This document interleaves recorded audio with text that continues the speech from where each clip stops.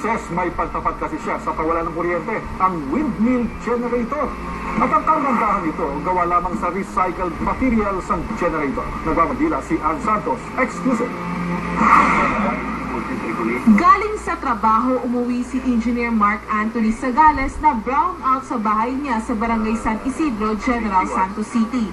Pero sa halip na bumili ng kandila at maghintay na mahigit 1 oras para bumalik ang kuryente, pinaandar na lang ni Mark ang kanyang windmill generator na nakakabit sa bubong ng bahay. At eto, bukas ang 5 ilaw sa bahay, ang electric fan at maging ang laptop para makapagtrabaho pa rin siya sa kanyang bahay. Pwede ring magpatugtog.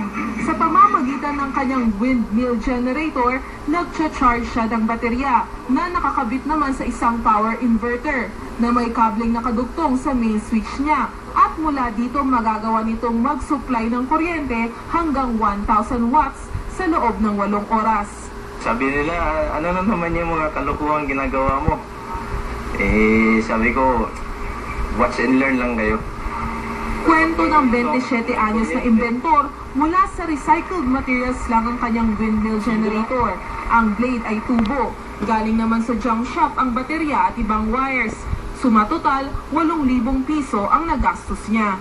Bago lang ako nagpatap ng kuryente sa Sukotay ko. Mag 2 days pa lang. For the past few months, yung ginagamit ko, yung windmill ko, obviously nakatipid.